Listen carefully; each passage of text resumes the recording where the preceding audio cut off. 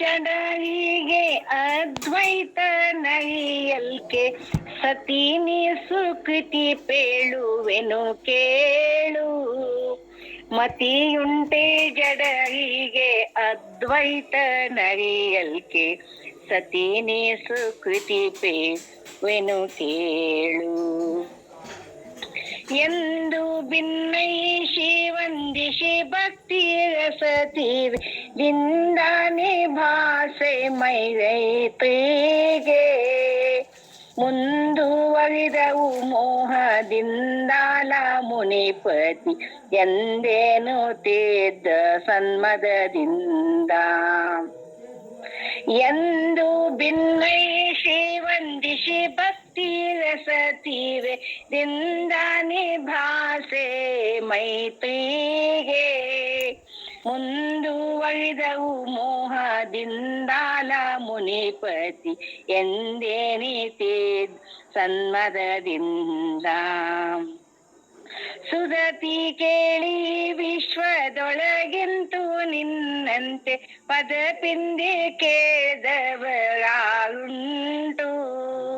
ಸದಮಾಳಾತ್ಮಾನಂದ ಪದ ಮುಕ್ತಿ ಪುಣ್ಯವಿಲ್ದವರ್ಗದೆಂತೂ ದೂರ ಅವರ್ಗದೆಂತೂ ಸುದತಿ ಕೇಳಿ ವಿಶ್ವದೊಳಗಿಂತೂ ನಿನ್ನಂತೆ ಪದಪಿಂದೆ ಕೇಳಿದವರಾರುಂಟು. ಸದಮಾಳಾತ್ಮಾನಂದ ಪದ ಮುಕ್ತಿ ಪುಣ್ಯವಿಲ್ದವರ್ಗದೆಂದೊರಕೊಳ್ಗು. ಅದರಿಂದ ಧನ್ಯೆ ನೀನದರಿಂದ ಕೃತಾರ್ತೆ ಅದರಿಂದ ನೀನಿಲ್ಲಿ ಕೃತಕೃತೆ. ಅದರಿಂದೇ ನಿನಗೆ ಪೇಳ್ವೆನು ಅದರಿಂದ ನಿನಗೆ ಪೇಳ್ವೆನು ಕೇಳು ಮೈತ್ರಿ ಪದಪಿಂದ ದ್ವೈತ ವಿಷಯವನ್ನು.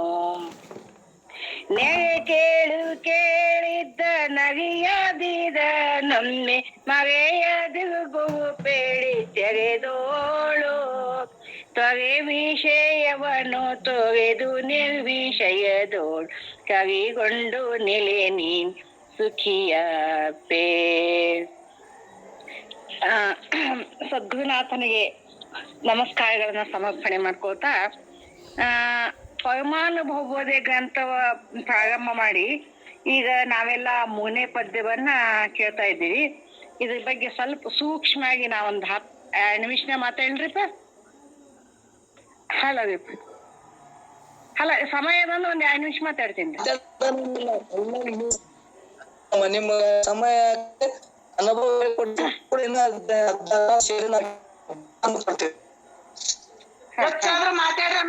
ಮಾತಾಡ್ರಿ, ಚಂದ ಹೇಳ್ತೀರಿ ನೀವು.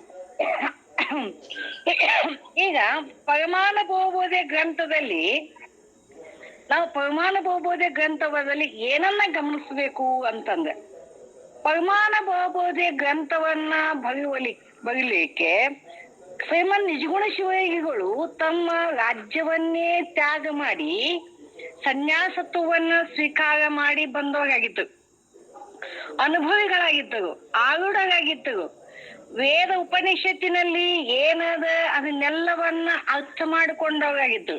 ನಾವೀಗ ಅಂತವ್ರು ಆಗಿದ್ದರೂ ಸಹಿತ ಅವ್ರ ಪದ್ಯವನ್ನ ಪ್ರಾರಂಭ ಮಾಡ್ಬೇಕಾದ್ರೆ ಯಾರೇನ ಸ್ತುತಿ ಮಾಡಿದ್ರು ಅಂತಂದ್ರ ಶಂಭುಲಿಂಗನನ್ನ ಸ್ತುತಿ ಮಾಡಿದ್ರು. ಶಂಭುಲಿಂಗನ ಸ್ತುತಿ ಮಾಡಿ ಅವನ ಪಾದ ಪದ್ಮಗಳಿಗೆ ನಮಸ್ಕಾರಗಳನ್ನ ಸಮರ್ಪಣೆ ಮಾಡಿದ್ರು. ಈಗ ನಾವೇನ್ ತಿಳ್ಕೊಂಡ್ಬಿಡ್ತೀವಿ, ಒಂದ್ ಸ್ವಲ್ಪ ಅಭ್ಯಾಸ ಮಾಡಕತ್ಬಿಟ್ಟಿವಿ, ಈ ಆರೂಢ ಸಾಂಪ್ರದಾಯಕ್ಕೆ ಬಂದ್ಬಿಟ್ಟಿವಿ ಅಂತಂದ್ರ ಆರೂಢ ಸಾಂಪ್ರದಾಯಕ್ಕೆ ಬಂದೇವಿ, ಆತ್ಮನೇ ನಾನು, ನಾನೇ ಆತ್ಮ, ಈ ದೇಹ ನಾನಲ್ಲ ಅನ್ನೋದು, ಯಾವ್ದು ದೇವರಿಗೆ ನಮಸ್ಕಾರ ಮಾಡದಿರುವುದು, ಪೂಜೆ ಮಾಡೋದಿಲ್ಲ, ಪುನಸ್ಕಾರ ಮಾಡೋದಿಲ್ಲ.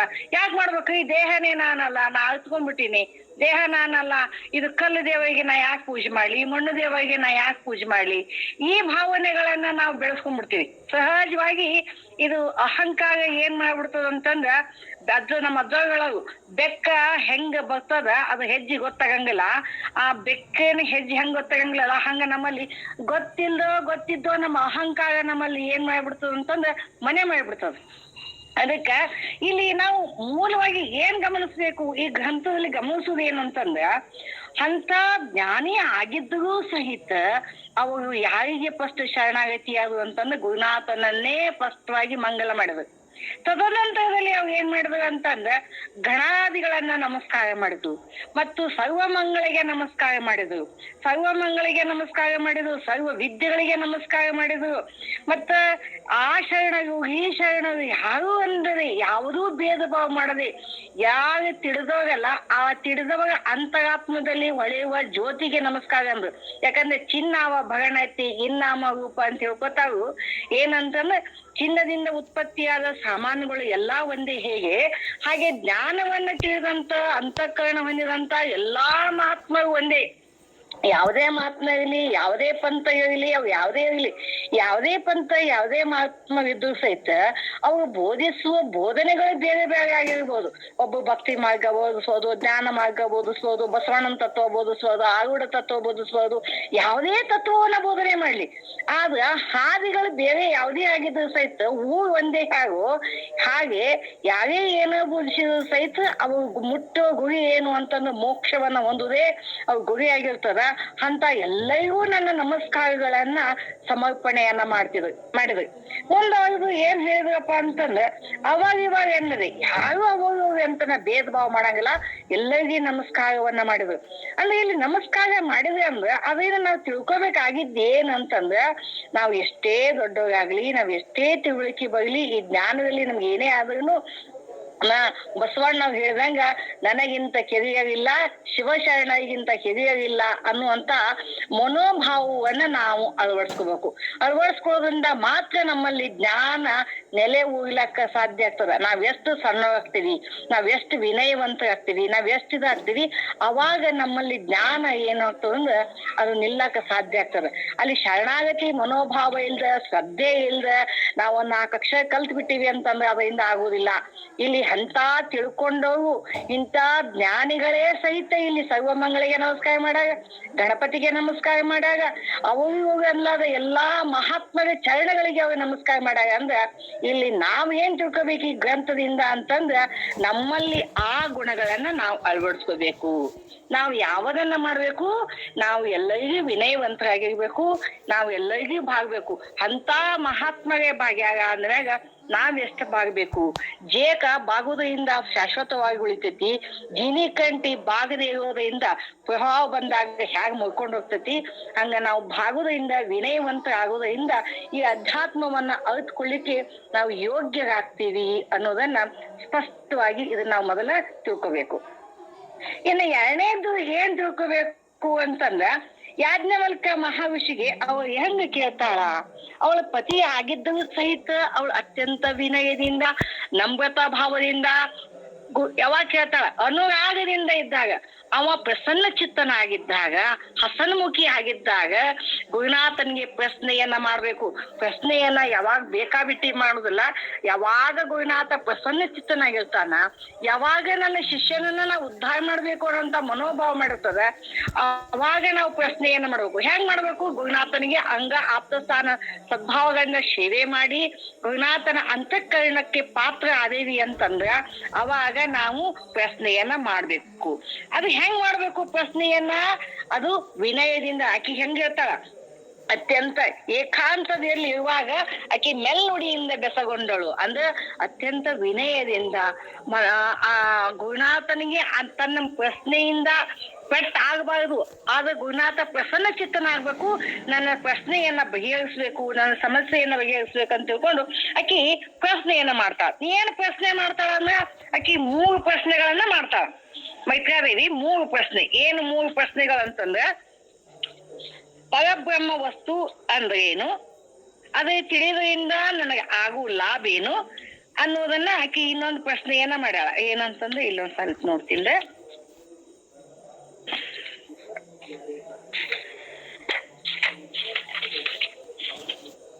ಆಕಿ 3 ಪ್ರಶ್ನೆಗಳನ್ನ ಮಾಡ್ತಾ ಮೈತ್ರಾದೇವಿ. ಏಕ ದುಃಖದಿಂದ ನಾ ಹೇಗ ಪಾರಾಗ್ತೀನಿ ಅನ್ನೋದನ್ನ 3 ಪ್ರಶ್ನೆಗಳನ್ನ ಮೈತ್ರಾದೇವಿ ಮಾಡ್ತಾಳ. 3 ಪ್ರಶ್ನೆಯನ್ನ ಮಾಡಿದಂತ ಮೈತ್ರಾದೇವಿ ಅದೇ ಪ್ರಶ್ನೆ ಮೇಲೆ ಮುಂದ್ ಹೋಗ್ತಾಳ. ಆಕಿ ಏನ್ ಹೇಳ್ತಾಳ, ಈ ಪ್ರಶ್ನೆ ಮಾಡ್ತೀನಿ. ಈ ಪ್ರಶ್ನೆ ಮಾಡೋದ್ರಿಂದ ನನಗೆ ಏನಾಗಬೇಕು ಅಂತಂದ್ರೆ ನೀ ಹೇಳಿದ ತಕ್ಷಣ ನನಗೆ ಜ್ಞಾನ ಆಗ್ಬೇಕು. ಯಾಕಂತಂದ್ರ ನಾನು ಅನ್ನೋದನ್ನ ನಾ ಮರ್ತಿದ್ದರಿಂದ ನಾ ಈ ಬಹುಬಂಧನಕ್ಕೆ ಬಿದ್ದೀನಿ. ನೀ ಹೇಳುವುದರಿಂದ ನನಗೆ ಅರಿವು ಆಗ್ಬೇಕು. ಆ ಅರಿವಿನಿಂದ ನನಗೆ ಏನಾಗಬೇಕು, ನನ್ನ ಮರಿವು ಹೋಗ್ಬೇಕು, ನನ್ನ ಆತ್ಮ ಸಾಕ್ಷಾತ್ಕಾರವಾಗಬೇಕು. ಅಂತ ಜ್ಞಾನವನ್ನ ನೀ ನನಗ ಹೇಳ್ಬೇಕು. ಹೆಂಗ್ ಹೇಳ್ಬೇಕು? ಗುರು ಹೆಂಗ್ ಹೇಳ್ಬೇಕಂದ್ರ ಶಿಷ್ಯನ ಮಟ್ಟಕ್ಕೆ ಬಂದ್ ಇಳಿದು ಅವ ಹೆಂಗಾದ ಶಿಷ್ಯಗೆ ತಿಳಿತದ ಅನ್ನುವಂತ ರೀತಿಯಿಂದ ನೀ ನನಗ ಹೇಳ್ಬೇಕು.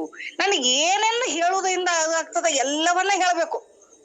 ಇದು ಒಂದೇ ವಿಷಯ ಅಲ್ಲ, ನನಗೆ ಏನನ್ನ ಹೇಳುವುದರಿಂದ ನನಗ ಸಂಶಯಗಳ ನಿವಾರಣೆ ಆಗ್ತಾವು. ನನ್ನಲ್ಲಿ ಸಂಶಯ ಉತ್ಪತ್ತಿ ಆಗ್ಲಾರ್ದಂಗ ನೀ ಎಲ್ಲವನ್ನ ಹೇಳ್ಬೇಕು ಅಂತ ಆಕಿ ತನ್ನ ಪತಿಯನ್ನ ಕೇಳ್ಕೊತಾಳ.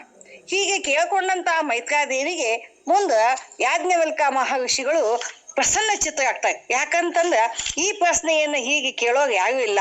ಹಾಗ ಈ ಕೇಳ್ತಾಳ ಅಂತಂದ್ರ ಅವಕೀಗ ಅದಕ್ಕೆ ಹೇಳ್ತಾಗ ಮೈತ್ರಾದೇವಿಗೆ ಏನ್ ಹೇಳ್ತಾಗ, ಮತಿ ಉಂಟೆ ಜಡಗಿಗೆ ಅದ್ವೈತವನ್ನ ಅರಿಯಲಿಕ್ಕೆ ಸತಿ ನೀನು ಸುಕೃತಿ ಪೇಳುವೇನು ಕೇಳು ಅಂತ ಇಲ್ಲಿ ಹೇಳ್ಕೊತ ಬಂದು ಮೈತ್ರಾದೇವಿಗೆ ಪ್ರಸನ್ನ ಚಿತ್ತನಾದಂತ ಗುರುನಾಥ ಅಂತಃಕರಣ ಪರಿಪಕ್ವವಾದಂತ ಶಿಷ್ಯಳನ್ನ ಕಂಡು ಆ ಸಾಧನ ಚತುಷ್ಟ ಸಂಪನ್ನವಾದ ಶಿಷ್ಯಳು ಅತ್ಯಂತ ವಿನಯದಿಂದ ಬಾಗಿ ಆಕಿ ಪ್ರಶ್ನೆಯನ್ನ ಕೇಳ್ತಾಳ. 3 ಪ್ರಶ್ನೆಗಳನ್ನ ಕೇಳ್ತಾಳ.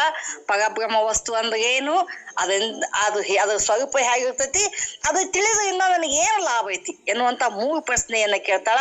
ಆ 3 ಪ್ರಶ್ನೆಯನ್ನ ಹೇಗೆ ಕೇಳ್ತಾಳ? ಅತ್ಯಂತ ವಿನಯದಿಂದ ಕೇಳ್ತಾಳ, ಅನುರಾಗದಿಂದ ಕೇಳ್ತಾಳ, ಗುರುನಾಥ ಪ್ರಸನ್ನ ಚಿತ್ತನಾದಾಗ ಕೇಳ್ತಾಳ. ಪತಿ ಇದ್ದರೂ ಸಹಿತ ಯಾವುದೇ ಸತ್ತ ಮಾಡ್ಲದ ಆ ಗುರುವಿಗೆ ಎಷ್ಟು ಸ್ಥಾನವನ್ನ ಕೊಡ್ಬೇಕು, ಯಾವ ಬೆಲೆಯನ್ನ ಕೊಡ್ಬೇಕು, ಅವನನ್ನ ಯಾವ ಮಟ್ಟದಲ್ಲಿ ಕುಳಿತು ಪ್ರಶ್ನೆಯನ್ನ ಕೇಳಬೇಕು ಅಂತ ತಿಳ್ಕೊಂಡು ಗುರುನಾಥನ ಪಾದ ಪಂಕುರಕ್ಕೆ ಶರಣೆಂಬುದಲ್ಲದೆ ಪೆಗತೇನು ನಾನು ಅರಿಯೇ, ನನಗೇನು ಗೊತ್ತಿಲ್ಲ, ನನಗ ಶರಣಾಗತಿ ಒಂದೇ ಗೊತ್ತು. ಯಾಕಂದ್ರೆ ಈ ಅಧ್ಯಾತ್ಮ ವಿಷಯಕ್ಕ ಇದಕ್ಕ 1 ಲಕ್ಷ ರೂಪಾಯಿ ಕೊಡ್ತೀನಿ, 10 ಲಕ್ಷ ರೂಪಾಯಿ ಕೊಡ್ತೀನಿ, ನಾ ಶ್ರೀಮಂತ ಅದೀನಿ, ನಾನು ಕೋಟ್ಯಾಧಿಪತಿ ಅದೀನಿ, ನನಗೆ ತಿಳಿಸಿ ಅಂದು ತಿಳಿಯುವ ವಿಷಯ ಅಲ್ಲ. ಇದು ವಿಷಯ ಗುರುನಾಥನ ಚರಣಕ್ಕೆ ಯಾವ ದಾಸ ಆಗ್ತಾನ ಆ ದಾಸನಿಗೆ ಮಾತ್ರ ಈ ವಿಷಯ ತಿಳಿಲಿಕ್ಕೆ ಸಾಧ್ಯ ಆಗ್ತದ. ಇಲ್ಲಿ ಏನ್ ಬೇಕು ಅಂತಂದ ನನ್ನ ತನವನ್ನ ತೆಗೆದು ಗುರುನಾಥನಿಗೆ ಯಾವ ಶರಣಾಗತಿ ಆಗ್ತಾಗ ಅವರಿಗೆ ವಿಷಯ ತಿಳಿಲಿಕ್ಕೆ ಯೋಗ್ಯವು ಅನ್ನೋದನ್ನ ಬಂದು ಹೇಳ್ತಾಗ ಮುಂದ ಮತಿ ಉಂಟೆ ಜಡಯಿಗೆ ಅದ್ವೈತವನ್ನ ಅರಿಯಲಿಕ್ಕೆ ಸತಿ ನೀನು ಸುಕೃತಿ ಪೇಳುವೇನು ಕೇಳು. ಯಾಕಂದ್ರೆ 1000ಕ್ಕೊಬ್ಬ ಶರಣ, 1,00,000ಕ್ಕೊಬ್ಬ ಮಹಾತ್ಮ ಅನ್ನುವಂಗ ಎಲ್ಲರಿಗೂ ಈ ಬುದ್ಧಿ ಬರುದಿಲ್ಲ. ಅನಂತ ಕೋಟಿ 84 ಲಕ್ಷ ಯೋನಿಗಳಲ್ಲಿ ಮಾಡಿದಂತ ಪುಣ್ಯದ ಸುಕೃತದ ಫಲದಿಂದ ನೀ ಪ್ರಶ್ನೆಯನ್ನ ಕೇಳ್ತಾ ಇದ್ದಿ ಮೈತ್ರಾದೇವಿ. ನೀ ಹೇಳ್ತೀನಿ. ಯಾಕಂದ್ರೆ ಮತಿ ಉಂಟೆ ಜಡಯಿಗೆ ಅಂತ ಅಜ್ಞಾನಿಗಳಿಗೆ ಇದು ತಿಳಿಲಿಕ್ಕೆ ಸಾಧ್ಯ ಇಲ್ಲ. ಸೂರ್ಯಕಾಂತಿ ಹೂ ಜಗತ್ತದಾಗ ಅಳ್ಳಿದಂತ ಎಲ್ಲಾ ಹೂಗಳು ಸೂರ್ಯನ ಕಡೆ ಹೊಳ್ಳೋದಿಲ್ಲ. ಸೂರ್ಯಕಾಂತಿ ಹೂ ಮಾತ್ರ ಸೂರ್ಯ ಉದಯ ಆಗಾಗ ಸೂರ್ಯನ ಕಡೆ ಇರ್ತದ, ಸೂರ್ಯ ಹಸ್ತ ಆಗುವಾಗ ಸೂರ್ಯನ ಕಡೆ ಇರ್ತದ. ಹಾಗೆ ನೀನು ವಿಶೇಷವಾದ ವ್ಯಕ್ತಿ ಇದೀರಿ. ಮತಿ ಉಂಟೆ ಜಡಯಿಗೆ ನೀನು ಅತಿ ಬುದ್ಧಿವಂತಳದಿ, ಸುಕೃತಿ ಅದಿ, ಪುಣ್ಯವಂತದಿ, ನಿನಗ ಹೇಳ್ತೀನಿ ಕೇಳು ಅಂತ ಹೇಳ್ತಾನೆ. ಮುಂದ ಎಂದು ಭಿನ್ನಯಿಸಿ ವಂದಿಸಿ ಭಕ್ತಿ ರಸತೀವ್ಯದಿಂದ ನಿಭಾಯಿಸಿ ಮೈತ್ರಿಗೆ ಮುಂದುವರೆದ ಮೋಹದಿಂದಲ ಮುನಿಪತಿ ಇಂದೆನುತ ಸನ್ಮದದಿಂದ ಅವಳ ಮೇಲೆ ಮೋಹದಿಂದ ಅಂದ್ರ ಇಲ್ಲಿ ಹೇಗಿತ್ತು ಅಂತಂದ್ರೆ ಗುರು ಶಿಷ್ಯರ ಮಧ್ಯದೊಳಗ ಅತ್ಯಂತ ಪ್ರೀತಿ ಇತ್ತು, ಆ ಮೋಹ ಇತ್ತು. ಈಗ ತಾಯಿ ತನ್ನ ಮಗುವನ್ನ ಹೇಗ ತಲೆ ಮೇಲೆ ಕೈಯಾಡ್ಸೋದ್ರಿಂದ ಆ ಮಗುವಿಗೆ ಎಷ್ಟು ಆನಂದ ಆಗ್ತದಲ್ಲ, ತಾಯಿ ಹೃದಯ ಉಕ್ಕಿ ಬಂದಾಗ ತನ್ನ ಮಗುವನ್ನ ತನ್ನ ತೊಡೆಯ ಮೇಲೆ ಮಲಗಿಸ್ಕೊಂಡು ತೈಲಿ ಮೇಲೆ ಕೈಯಾಡಿಸಿ ಬುದ್ಧಿ ಮಾತು ಹೇಗೆ ಹೇಳ್ತಾಳಲ್ಲ, ಹಾಗೆ ಇಲ್ಲಿ ಗುರು ಶಿಷ್ಯರ ಸಂಬಂಧ ಅಷ್ಟೊಂದು ಅನ್ಯೋನ್ಯತೆಯಿಂದ ಕೂಡಿತ್ತು ಅಂತಂದ್ರ ಅವಾಗ ಮುನಿಪತಿ ಹೇಳ್ತಾನ. ಏನ್ ಹೇಳ್ತಾನ? ಸುಧತಿ ಕೇಳು ವಿಶ್ವದೊಳಗಿಂತು ನಿನ್ನಂತೆ ಪದ ಪಿಂದ ಕೇಳಿದವ ಆಗುಂಟು ಸದಮಾಳ ಆತ್ಮಾನಂದ ಪದ ಮುಕ್ತಿ ಪುಣ್ಯವಿಲ್ಲದವರಿಗೆ ಪುಣ್ಯವಿಲ್ಲದವರಿಗದೆಂತೂ ಪೆರಕೊಳದು. ಅದು ಯಾಕಾಗುದಿಲ್ಲ? ಯಾಕಂತಂದ್ರ ಸುಧತಿ ಕೇಳು, ವಿಶ್ವದೊಳಗ ಈ ಜಗತ್ತಿನೊಳಗ ನಿನ್ನಂತ ಪುಣ್ಯವಂತಳು ಯಾವಿಲ್ಲ. ನೀನು ಸದಮಾಳ ಆತ್ಮ ಅಂದ್ರ ಶ್ರೇಷ್ಠವಾದ ಆತ್ಮ ಅದೀರಿ. ಯಾಕಂದ್ರ ಎಲ್ಲವನ್ನ ತ್ಯಾಗ ಮಾಡಿ ಇನ್ನು ಜನನ ಮರಣಾತ್ಮಕ ಈ ಭವಚಕ್ರದಿಂದ ಕಡಕಾಬೇಕು.